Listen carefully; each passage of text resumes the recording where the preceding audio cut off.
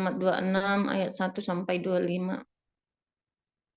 Beginilah pembacaan kebenaran firman Tuhan. Janganlah kamu membuat berhala bagimu dan patung atau tugu berhala. Janganlah kamu dirikan bagimu. Juga batu berukir janganlah kamu tempatkan di negerimu untuk sujud menyembah kepadanya, sebab akulah Tuhan Allahmu. Kamu harus memelihara hari-hari Sabatku dan menghormati tempat kudusku. Akulah Tuhan. Jikalau kamu hidup menurut ketetapanku dan tetap berpegang pada perintahku serta melakukannya, maka aku akan memberi kamu hujan pada masanya, sehingga tanah itu memberi hasilnya dan pohon-pohonan di ladangmu akan memberi buahnya. Lamanya musim mengirik bagimu akan sampai kepada musim memetik buah anggur, dan lamanya musim memetik buah anggur akan sampai kepada musim menabur. Kamu akan makan makananmu sampai kenyang dan diam di negerimu dengan aman tenteram. Dan aku akan memberi damai sejahtera di dalam negeri itu, sehingga kamu akan berbaring dengan tidak dikejutkan oleh apapun. Aku akan melenyapkan binatang buas dari negeri itu, dan pedang tidak akan melintas di negerimu.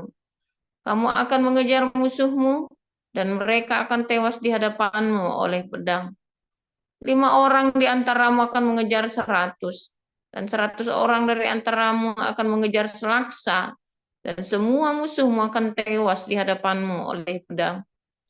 Dan aku akan berpaling kepadamu, dan akan membuat kamu beranak cucu serta bertambah banyak, dan aku akan meneguhkan perjanjianku dengan kamu.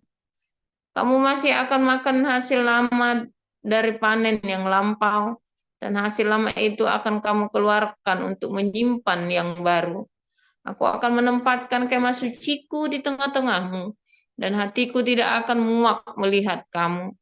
Tetapi aku akan hadir di tengah-tengahmu, dan aku akan menjadi Allahmu, dan kamu akan menjadi umatku.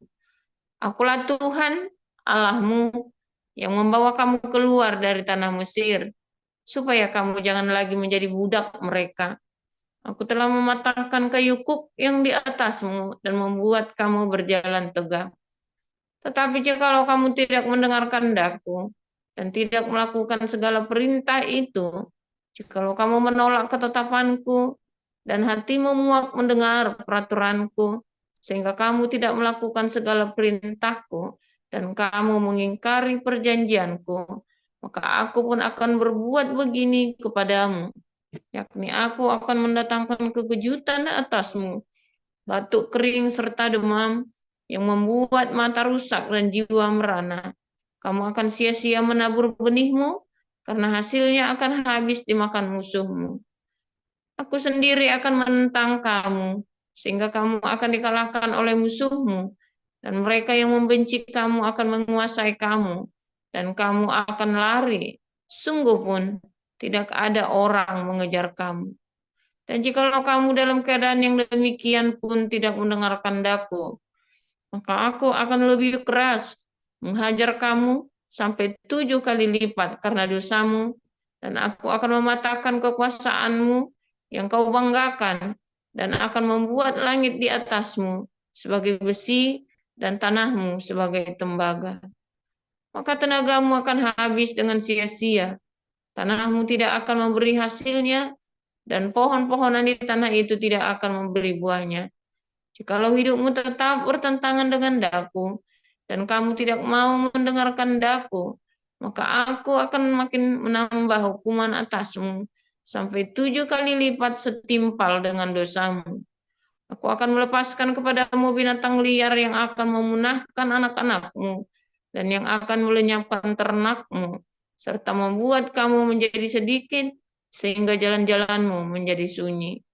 Jikalau kamu dalam keadaan yang demikian pun tidak mau kuajar, dan hidupmu tetap bertentangan dengan daku, maka aku pun akan bertindak melawan kamu, dan aku sendiri akan menghukum kamu 7 kali lipat karena dosamu, dan aku akan mendatangkan ke atasmu suatu pedang yang akan melakukan pembalasan oleh karena perjanjian itu. Bila kamu berkumpul kelak di kota-kotamu, maka aku akan melepas penyakit sampar ke tengah-tengahmu, dan kamu akan diserahkan ke dalam tangan musuh. Jika aku Demikian. memusnahkan persediaan makananmu, maka 10 perempuan akan membakar roti di dalam satu pembakaran. Mereka akan mengembalikan rotimu menurut timbangan tertentu, dan kamu akan makan, tetapi tidak menjadi kenyang.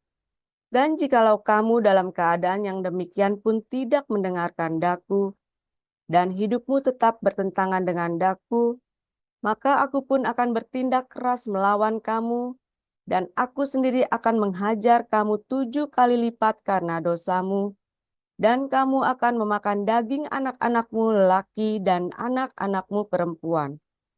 Dan bukit-bukit pengorbananmu akan kupunahkan, dan segala pedupaanmu akan kulenyapkan. Aku akan melemparkan bangkai-bangkaimu ke atas bangkai-bangkai berhalamu, dan hatiku akan muak melihat kamu.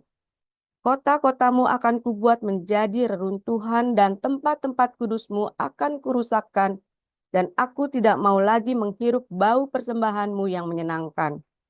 Aku sendiri akan merusakkan negeri itu, sehingga musuhmu yang tinggal di situ akan tercengang karenanya. Tetapi kamu akan kuserakan di antara bangsa-bangsa lain, dan aku akan menghunus pedang di belakang kamu, dan tanahmu akan menjadi tempat tandus, dan kota-kotamu akan menjadi reruntuhan. Pada waktu itulah tanah itu pulih dari dilalaikannya tahun-tahun sabatnya, selama tanah itu tandus, dan selama kamu tinggal di negeri musuh-musuhmu. Pada waktu itulah tanah itu akan menjalani sabatnya, dan dipulihkan tahun-tahun sabat yang belum didapatnya. Selama ketandusannya, tanah itu akan menjalani sabat yang belum dijalaninya pada tiap-tiap tahun sabatmu, ketika kamu masih diam di situ. Dan mengenai mereka yang masih tinggal hidup dari antaramu, aku akan mendatangkan kecemasan ke dalam hati mereka di dalam negeri-negeri musuh mereka, sehingga bunyi daun yang ditiupkan angin pun akan mengejar mereka, dan mereka akan lari seperti seorang lari menjauhi pedang, dan mereka akan rebah, sungguh pun tidak ada orang yang mengejar. Dan mereka akan jatuh tersandung seorang kepada seorang, seolah-olah hendak menjauhi pedang, sungguh pun yang mengejar tidak ada, dan kamu tidak akan dapat bertahan di hadapan musuh-musuhmu. Dan kamu akan binasa di antara bangsa-bangsa lain, dan negeri musuhmu akan memusnahkan kamu. Dan siapa yang masih tinggal hidup dari antaramu, mereka akan hancur lebur dalam hukumannya di negeri-negeri musuh mereka, dan karena kesalahan nenek moyang mereka juga mereka akan hancur lebur sama seperti nenek moyangnya. Tetapi bila mereka mengakui kesalahan mereka dan kesalahan nenek moyang mereka dalam hal berubah setia yang dilakukan mereka terhadap aku, dan mengakui juga bahwa hidup mereka bertentangan dengan daku, aku pun bertindak melawan mereka dan membawa mereka ke negeri musuh mereka. Atau bila kemudian hati mereka yang tidak bersunat itu telah tunduk dan mereka telah membayar pulih kesalahan mereka, maka aku akan mengingat perjanjianku dengan Yakub, juga perjanjian dengan Ishak, dan perjanjianku dengan Abraham pun akan kuingat, dan negeri itu akan kuingat juga. Jadi tanah itu akan ditinggalkan mereka, dan akan pulih dari akibat tahun-tahun sabat yang dilalaikan selama tanah itu tandus, oleh karena ditinggalkan mereka, dan mereka akan membayar pulih kesalahan mereka, tak lain dan tak bukan karena mereka menolak peraturanku, dan hati mereka muak mendengar ketetapanku. Namun demikian, apabila mereka ada di negeri musuh mereka, aku tidak akan menolak mereka, dan tidak akan muak melihat mereka, sehingga aku membinasakan mereka dan membatalkan perjanjianku dengan mereka, sebab akulah Tuhan, Allah mereka. Untuk keselamatan mereka, aku akan mengingat perjanjian dengan orang-orang dahulu yang kubawa keluar dari tanah Mesir di depan mata bangsa-bangsa lain, supaya aku menjadi Allah mereka. Akulah Tuhan. Itulah ketetapan-ketetapan dan peraturan-peraturan serta hukum-hukum yang diberikan Tuhan berlaku di antara Dia dengan orang Israel di Gunung Sinai dengan perantaran Musa. Yohanes 3 ayat 1 sampai dengan 36. Adalah seorang Farisi yang bernama Nikodemus, seorang pemimpin agama Yahudi. Ia datang pada waktu malam kepada Yesus dan berkata, "Rabi, kami tahu bahwa engkau datang sebagai guru yang diutus Allah, sebab tidak ada seorang pun yang dapat mengadakan tanda-tanda yang engkau adakan itu jika Allah tidak menyertainya." Yesus menjawab katanya, "Aku berkata kepadamu, sesungguhnya jika seorang tidak dilahirkan kembali, ia tidak dapat melihat kerajaan Allah." Kata Nikodemus kepadanya, "Bagaimanakah mungkin seorang dilahirkan kalau ia sudah tua? Dapatkah ia masuk kembali ke dalam rahim ibunya dan dilahirkan lagi?" Jawab Yesus, "Aku berkata kepadamu, sesungguhnya jika seorang tidak dilahirkan dari air dan roh, ia tidak dapat masuk ke dalam kerajaan Allah. Apa yang dilahirkan dari daging adalah daging, dan apa yang dilahirkan dari roh adalah roh. Janganlah engkau heran, karena aku berkata kepadamu, kamu harus dilahirkan kembali. Angin bertiup kemana ia mau, dan engkau mendengar bunyinya. Tetapi engkau tidak tahu dari mana ia datang atau kemana ia pergi. Demikianlah halnya dengan tiap-tiap orang yang lahir dari roh." Nikodemus menjawab katanya, "Bagaimanakah mungkin hal itu terjadi?" Jawab Yesus, "Engkau adalah pengajar Israel, dan engkau tidak mengerti hal-hal itu. Aku berkata kepadamu, sesungguhnya kami berkata-kata tentang apa yang kami ketahui, dan kami bersaksi tentang apa yang kami lihat. Tetapi kamu tidak menerima kesaksian kami. Kamu tidak percaya waktu aku berkata-kata dengan kamu tentang hal-hal duniawi. Bagaimana kamu akan percaya kalau aku berkata-kata dengan kamu tentang hal-hal sorgawi? Tidak ada seorang pun yang telah naik ke sorga, selain daripada Dia yang telah turun dari sorga, yaitu Anak Manusia. Dan sama seperti Musa meninggikan ular di padang gurun, demikian juga Anak Manusia harus ditinggikan, supaya setiap orang yang percaya kepadanya beroleh hidup yang kekal. Karena begitu besar kasih Allah akan dunia ini, sehingga ia telah mengaruniakan anaknya yang tunggal, supaya setiap orang yang percaya kepadanya tidak binasa, melainkan beroleh hidup yang kekal. Sebab Allah mengutus anaknya ke dalam dunia, bukan untuk menghakimi dunia, melainkan untuk menyelamatkannya oleh Dia. Barang siapa percaya kepadanya, ia tidak akan dihukum. Barang siapa tidak percaya, ia telah berada di bawah hukuman. Sebab ia tidak percaya dalam nama Anak Tunggal Allah. Dan inilah hukuman itu. Terang telah datang ke dalam dunia, tetapi manusia lebih menyukai kegelapan daripada terang. Sebab perbuatan-perbuatan mereka jahat. Sebab barang siapa berbuat jahat, membenci terang, dan tidak datang kepada terang itu, supaya perbuatan-perbuatannya yang jahat itu tidak nampak. Tetapi barang siapa melakukan yang benar, ia datang kepada terang, supaya menjadi nyata bahwa perbuatan-perbuatannya dilakukan dalam Allah. Sesudah itu Yesus pergi dengan murid-muridnya ke tanah Yudea, dan ia diam di sana bersama-sama mereka dan membaptis. Akan tetapi Yohanes pun membaptis juga di Ainon dekat Salim, sebab di situ banyak air dan orang-orang datang ke situ untuk dibaptis. Sebab pada waktu itu Yohanes belum dimasukkan ke dalam penjara. Maka timbullah perselisihan di antara murid-murid Yohanes dengan seorang Yahudi tentang penyucian. Lalu mereka datang kepada Yohanes dan berkata kepadanya, "Rabi, orang yang bersama dengan engkau di seberang sungai Yordan, dan yang tentang dia engkau telah memberi kesaksian, dia membaptis juga, dan semua orang pergi kepadanya."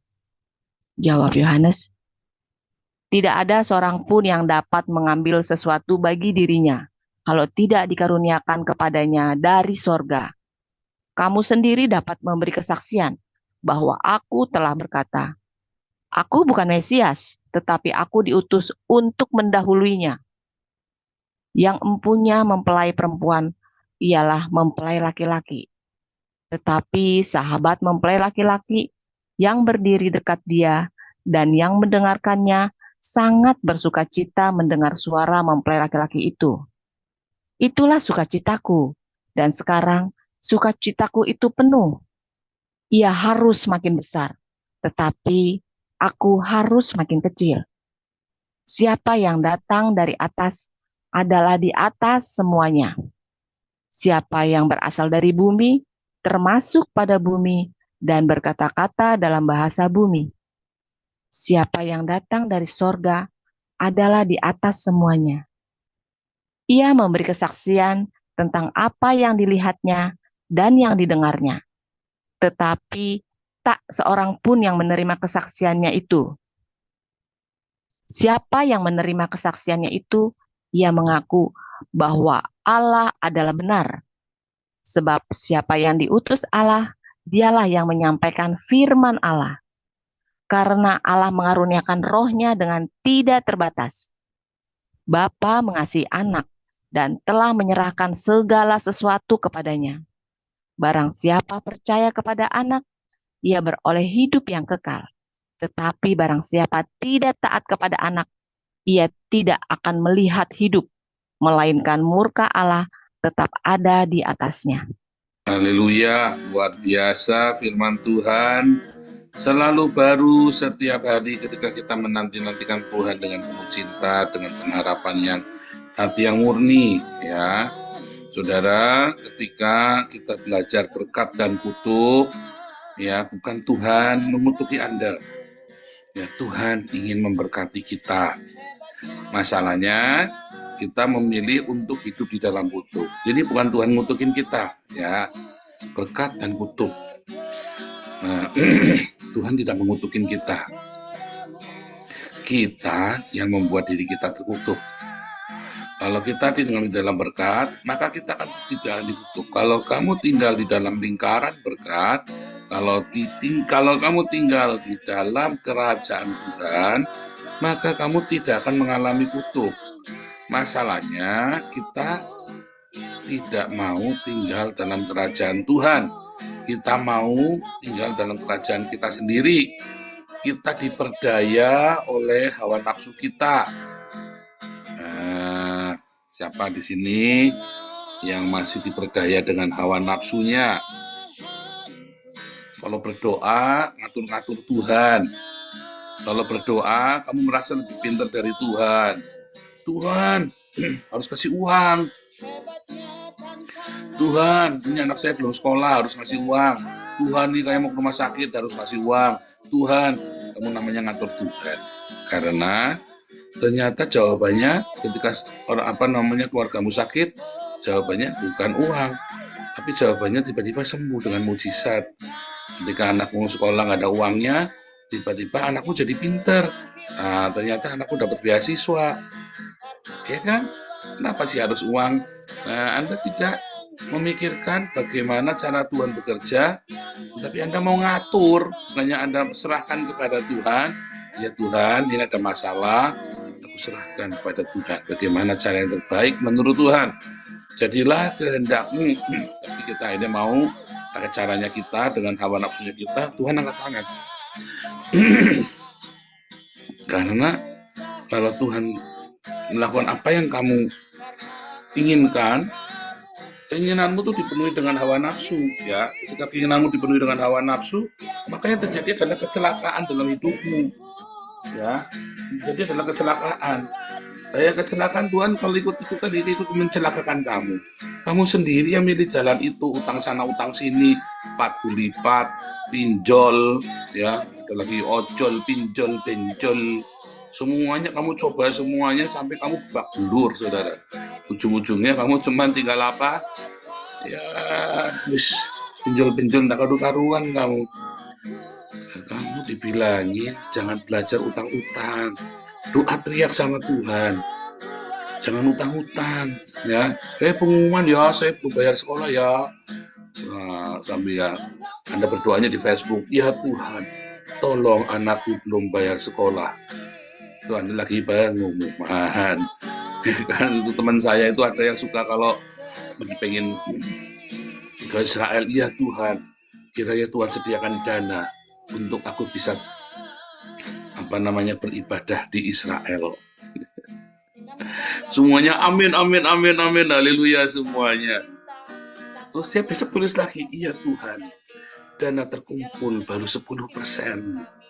Di dalam nama Tuhan Yesus Jehovah Jireh. Amin, amin, amin, amin, amin, amin, amin. Masih gak ada yang kasih. Besok kan tulis lagi di Facebook lagi. Ya Tuhan, Engkau tidak akan mempermalukan hamba-Mu. Kiranya Tuhan menggerakkan sorga untuk mengirimkan dana yang dibutuhkan. Amin, amin, amin, amin, amin, amin, amin. Terakhir ya, hari hanya duitnya nggak ada. Ya Tuhan, terima kasih, Engkau tetap baik, karena sekalipun tidak ada orang yang memperhatikanku bahwa ada apa, Van, ada apa, ada apa, ada apa, ada apa. Ternyata gara-gara nggak dikasih uang buat ke Israel, nggak ada yang mau ngasih. Udah dia udah mati nggak tahu diri lu, gua udah berdoa tahu nggak di Facebook.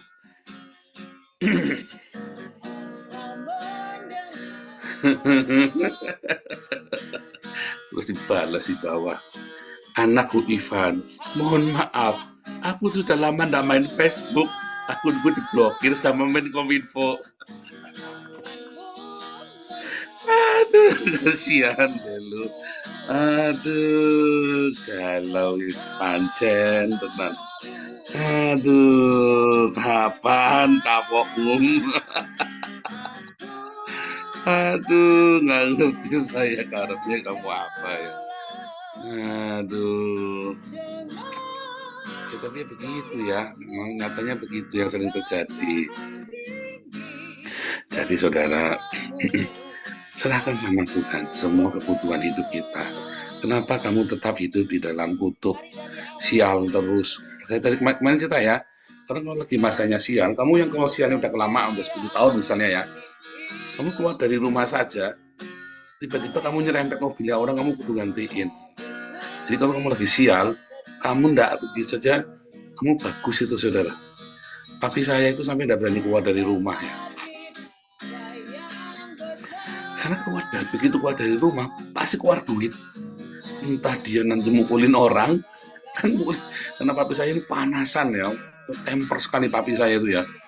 Suatu ketika mami saya tuh ada yang ngomongin, ada preman itu ya, ada preman di situ, so, ini Cina nih, jadi menjarakan aku, ya. Mau lapor polisi, ini Cina nih ya, mau lapor polisi. Terus cuah ya begitu gitu ya. Nah, kakak saya itu SMP kelas 3, kakak saya waktu itu ya, nggak terima, dia cerita sama papi saya. Tapi saya keluar dihantemin langsung sampai orangnya terkapar masuk rumah sakit. Keluar duit lah, jadi sampai keluar duit. Setiap keluar rumah mesti ruwet gitu, mesti keluar duit ya. Anda ngalamin gitu nggak? Setiap keluar rumah mesti keluar duit yang nggak perlu, saudara. Itu saking sialnya orang ya. Kenapa, saudara? Satu, karena ada kesombongan dalam hidupmu. Ya kan? Saya kan sering ceritakan kan kamu sombong. Kenapa orang sialnya lama? Satu, karena dia sombong, saudara. Yang kedua, karena ada perzinahan dalam hidupnya dia. Nah, papi saya yang pertama, ada kesombongan dalam hidupnya dia. Nggak kenanan, ya. Orang ngomong apa dikit, panas sambung diajar sama dia, saudara ya. Sehingga kan selalu keluar duit jadinya kan, siapa saja dihantam sama dia. Terus kalau saudara udah uangnya kasihkan aja, ini rugi saudara.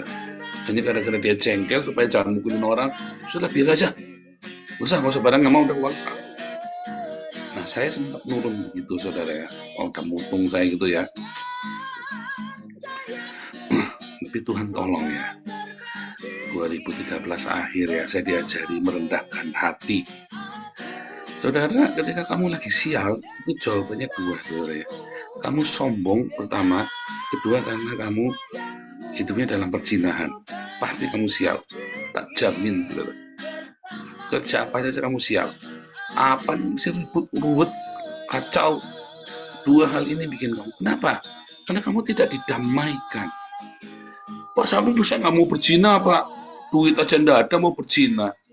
Ya, mau berzina mah nggak perlu pakai duit. Tiba-tiba tangga celutak kamu, waduh, wis baru karuan ini.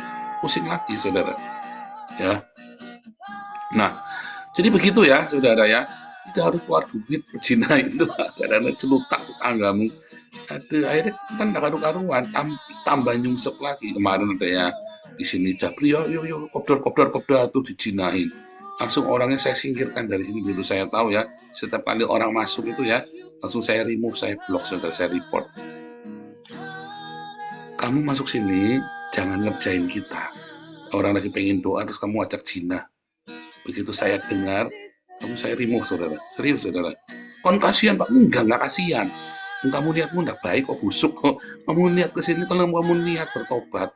Kalau kamu sini niat mau nipu, mau jinain orang, kamu saya remove. Serius, sudah saya remove. Tega kalau saya tega.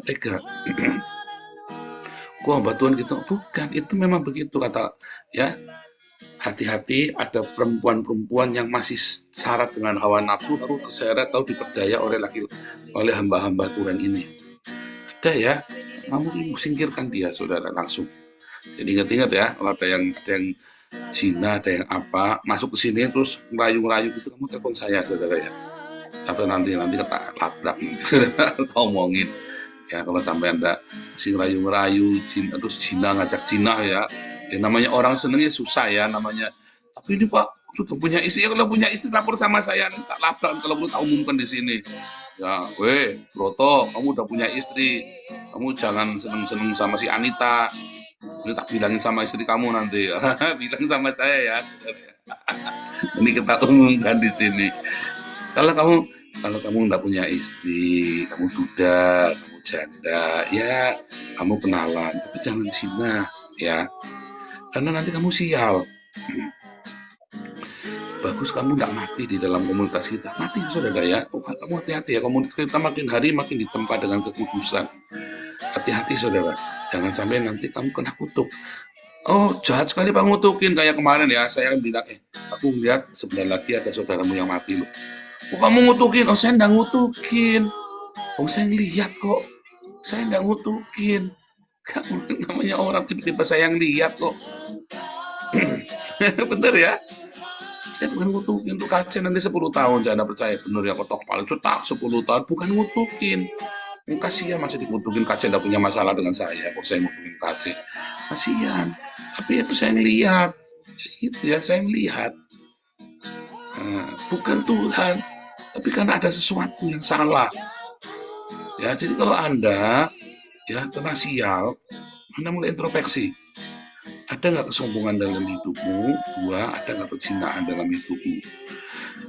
Nah, itu semua ya diawali. Semua dosa kita, semua dosanya manusia itu diawali dengan kesombongan. Semua dosa manusia, karena kamu ingin menjadi pusat perhatian, karena kamu ingin dan kesombongan. Itu adalah dosa favoritnya setan. Ya, kesombongan itulah dosa utama manusia, kesombongan.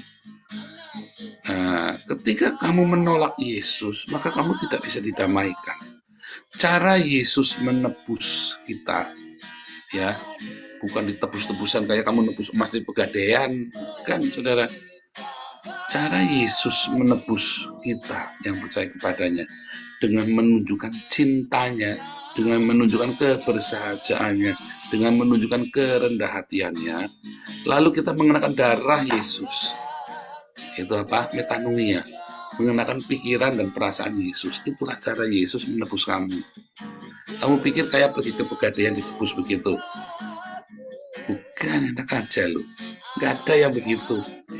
Kenakanlah pikiran dan perasaan Kristus, Filipi 2 ayat 5, 6, dan 7. Ya, dan pikiran perasaan itu ada di darah Yesus. Ketika darah itu dipercikan ke hidupmu, ada darah Yesus, kamu berarti mengenakan pikiran dan perasaan Kristus yang rendah hati, karena aku ini rendah hati, katanya Yesus ya. Pikulah kuk yang kupasang, karena bebanku itu ringan dan aku rendah hati, ya. Yesus tuh rendah hati, belajar kerendahan hati. Kalau kamu masih suka pamer, disitulah ya kesusahan dalam hidupmu jadi banyak. Belajar ya, belajar kerendahan hati dari Yesus. Kita belajar mengosongkan diri kita.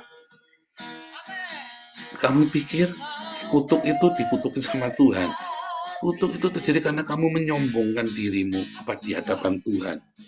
Ya, kamu berani, kamu menantang Tuhan. Kamu menyombongkan diri kayak Nimrod, menyombongkan diri, menantang Tuhan.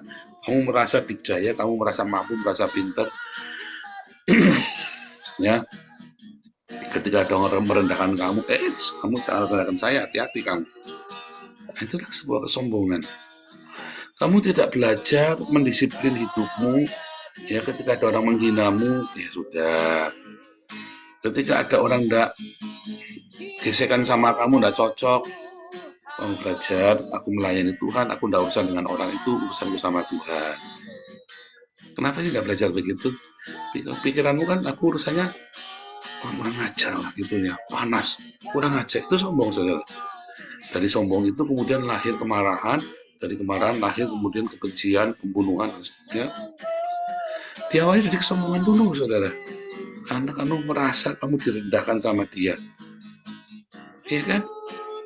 Padahal kenakanlah pikiran dan perasaan Kristus itu sangat jelas. Walaupun di dalam kesetaraannya dengan Allah, ia tidak menganggap bahwa kesetaraannya itu adalah sesuatu yang perlu dipertahankan, melainkan ia mengosongkan dirinya, ia mengambil rupa manusia dan taat sampai mati di kayu salib. Jangan kamu cerita nanti anti Kristus, kamu tidak menyangka, kamu baru tidak cocok sama orang aja, kamu sudah, ya kan? Kamu tidak cocok sama orang aja, terus kamu sudah ngutukin, kamu sudah, nah itu tadi ya. Kalau kamu ada gesekan sama orang, ya, kamu belajar, oh saya nggak usah dengan orang itu, urusan saya dengan Tuhan. Kalau lagi melayani, ada gesekan, kamu udah sama dia loh saudara. Kalau kamu datang ke tempat ini, lalu melayani, ya datang ke gereja, kemarin ada seorang hamba Tuhan di sini ya, lagi merintis sebuah gereja. Terus saya khotbah di tempat gerejanya beliau, saya bilang, kamu pikir orang datang ke gereja, kamu sedang melayani Tuhan. Tapi saya masak Pak, saya bikin kopi Pak, saya capek Pak, nggak ada waktu. Itu bukan melayani Tuhan, kamu sedang melakukan dosa utama manusia, kesombongan. Nah, ketika kamu menolak Yesus, maka kamu tidak bisa didamaikan. Cara Yesus menebus kita, ya, bukan ditebus-tebusan kayak kamu nebus emas di pegadaian, bukan saudara. Cara Yesus menebus kita yang percaya kepadanya dengan menunjukkan cintanya, dengan menunjukkan kebersahajaannya, dengan menunjukkan kerendah hatiannya, lalu kita mengenakan darah Yesus. Itu apa? Metanoia, mengenakan pikiran dan perasaan Yesus. Itulah cara Yesus menebus kamu. Kamu pikir kayak pergi ke pegadaian ditebus begitu? Bukan, enak aja loh. Gak ada yang begitu. Kenakanlah pikiran dan perasaan Kristus, Filipi 2 ayat 5, 6, dan 7. Ya, dan pikiran perasaan itu ada di darah Yesus. Ketika darah itu dipercikan ke hidupmu, ada darah Yesus, kamu berarti mengenakan pikiran dan perasaan Kristus yang rendah hati. Karena aku ini rendah hati, katanya Yesus ya. Pikulah kuk yang kupasang, karena bebanku itu ringan, dan aku rendah hati, ya. Yesus tuh rendah hati, belajar kerendahan hati. Kalau kamu masih suka pamer, disitulah, ya, kesusahan dalam hidupmu jadi banyak. Belajar ya, belajar kerendahan hati dari Yesus. Kita belajar mengosongkan diri kita. Kamu pikir kutuk itu dikutukin sama Tuhan? Kutuk itu terjadi karena kamu menyombongkan dirimu di hadapan Tuhan. Ya, kamu berani, kamu menantang Tuhan. Kamu menyombongkan diri kayak Nimrod, menyombongkan diri, menantang Tuhan. Kamu merasa dikjaya, kamu merasa mampu, merasa pintar. Ya, ketika ada orang merendahkan kamu, kamu jangan merendahkan saya, hati-hati kamu. Nah, itulah sebuah kesombongan. Kamu tidak belajar mendisiplin hidupmu, ya ketika ada orang menghinamu, ya sudah. Ketika ada orang tidak gesekan sama kamu, tidak cocok, kamu belajar, aku melayani Tuhan, aku tidak urusan dengan orang itu, urusanku sama Tuhan. Kenapa sih nggak belajar begitu? Pikiranmu kan, aku urusannya kurang ajar lah gitu ya, panas, kurang ajar, itu sombong saudara. Dari sombong itu kemudian lahir kemarahan, dari kemarahan lahir kemudian kebencian, pembunuhan, dan sebagainya. Diawali dari kesombongan dulu, saudara. Anak kamu merasa kamu direndahkan sama dia, ya kan? Padahal kenakanlah pikiran dan perasaan Kristus itu sangat jelas. Walaupun di dalam kesetaraannya dengan Allah, ia tidak menganggap bahwa kesetaraannya itu adalah sesuatu yang perlu dipertahankan, melainkan ia mengosongkan dirinya. Ia mengambil rupa manusia dan taat sampai mati di kayu salib. Jangan kamu cerita nanti antikristus kamu tidak menyangkal. Kamu baru tidak cocok sama orang aja, kamu sudah ya kan? Kamu tidak cocok sama orang aja, terus kamu sudah ngutukin, kamu sudah. Nah itu tadi ya. Kalau kamu ada gesekan sama orang, ya, kamu belajar. Oh, saya nggak urusan dengan orang itu, urusan saya dengan Tuhan. Kalau lagi melayani, ada gesekan, kamu udah sama dia loh, saudara. Kalau kamu datang ke tempat ini, lalu melayani, ya, datang ke gereja, kemarin ada seorang hamba Tuhan di sini ya, lagi merintis sebuah gereja. Terus saya khotbah di tempat gerejanya beliau, saya bilang, kamu pikir orang datang ke gereja, kamu sedang melayani Tuhan. Tapi saya masak Pak, saya bikin kopi Pak, saya capek Pak, nggak ada waktu. Itu bukan melayani Tuhan, kamu sedang melayani jemaat. Kamu melayani Tuhan ketika kamu lagi bikin kopi, terus kamu kopi apa, mambuni kayak sianida. Kamu jengkel, kamu kurang ajar, kamu mau bikin lagi. Nah, kamu berarti kamu tidak melayani Tuhan. Tapi ini kamu udah bikin pisang goreng, kamu udah bikin kopi, dihina-hina, malah dicibir, pisang goreng yang mambu. Kamu ya sudah, puji Tuhan. Mau dibikinkan lagi nggak minggu depan? Gitu, saudara. Jangan tersinggung. Kalau kamu tersinggung, maka kamu sedang memuaskan pamer, kamu melayani diri sendiri. Tapi kalau kamu mengucap syukur, ya Tuhan, saya melayani Tuhan kok. Itu melayani Tuhan, saudara. Melayani Tuhan itu bukan ketika kamu lagi nggak ada masalah, baik-baik saja, karirnya di yayasan aja, di gereja bagus, sudah di WL, wah megal-megal kemana-mana, ya kan, Mayu jadi WL, wah saya sedang melayani Tuhan, gundulmu peang. Ketika kamu jadi WL, lalu kamu terpelak endase dari belakang, WL suaranya belero, turun, terus kamu, kalau suaramu belero ya turun, tahu diri, ya kan. Tapi kamu ini juara Indonesian Idol misalnya kan, dibilang suaranya belero, yang ngomongin belero Pak Utomo. Kamu bilang, saya sedang melayani Tuhan. Itu saudara. Ya kan? Kalau yang ngomongin saya belero, kamu percaya. Kalau ngomongin Pak Utomo, jangan percaya saudara. Jangan percaya kalau Pak Utomo yang ngomongin. Kalau saya yang ngomongin, percaya belero. Belero, Pak David, percaya deh belero. Kalau yang ngomongin Pak Utomo, jangan tersinggung, saudara. Kalau yang ngomong saya juga jangan tersinggung. Kamu kan sedang melayani Tuhan. Tanggalkan kesombongan itu.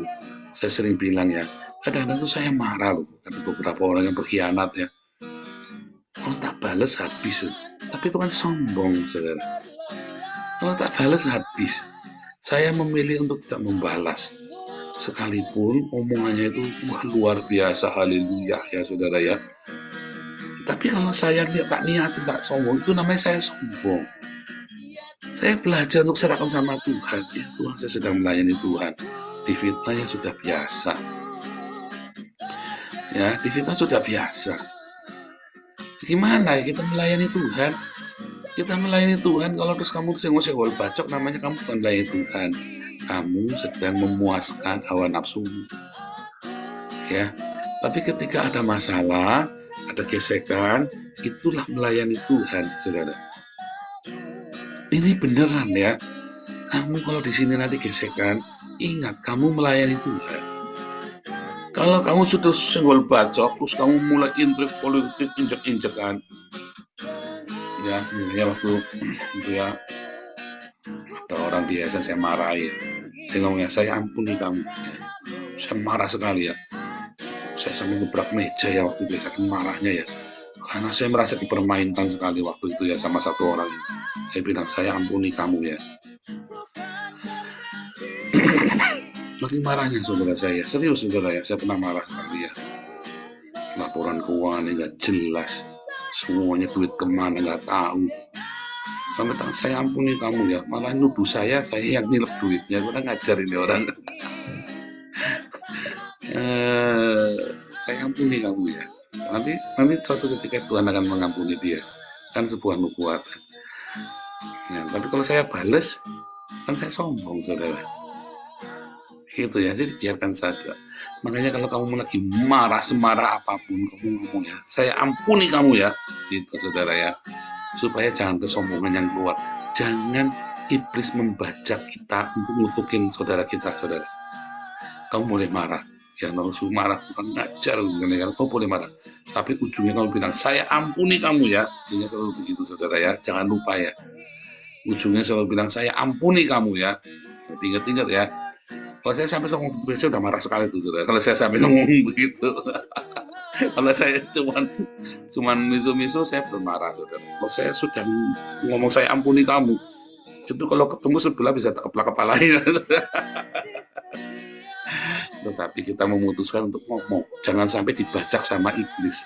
Sekalipun semarah apapun, marah boleh nggak boleh. Yang tidak boleh, waktu marah kamu bikin dosa, ngutukin. Ucapan berkat, disitulah kerendahan hati kamu, saudara. Tuhan suka. Dalam kemarahanmu ya, kamu bilang, aku ampuni kamu ya. Kamu marah sama suamimu, atau sama istrimu, sama mertuamu. Mertua marah sama mantunya. Ampuni ya, nanti dia bilangnya, ya aku juga ngampuni kamu. Ya, saya mengampuni kan. Kebetulan mertuanya sama mantunya sama-sama di sini, saudara. Lagi bisu-bisu, dua. Terakhir, aku ampuni kamu ya, mama mertua. Mantu, tak ampuni kamu. Nah, kan sudah saling mengampuni, udah damai, berpelukan. Gitu, saudara ya. Indah kan? Kalau dua-duanya sambil teriak, aku ampuni kamu ya. Aku ampuni kamu. Sudah saling mengampuni kan? Iblis tidak bisa ambil alih, ya. Tapi di situ Tuhan. Itulah kerendahan hati kamu. Praktek ya. Ya, sama nggak usah dinyalakan mikrofonnya, nggak bisa juga. Bilang, aku ampuni. Belajar gitu ya. Ya, saudara. Belajar tiap hari. Kalau kamu lagi marah, lagi mantel, ya, kamu selalu bilang ya, kamu punya musuh ya, kamu belajar tiap hari, declare, aku ampuni kamu ya, sebut namanya. Nanti suamimu pakai, lagi opo kayak supan. Nah, apa latihan, Pak, latihan, daripada nanti keluarnya sumpah serapah, latihan Pak, ini lagi audisi surga, dan kamu nanti tidak lulus, kamu nanti, Tuhan Yesus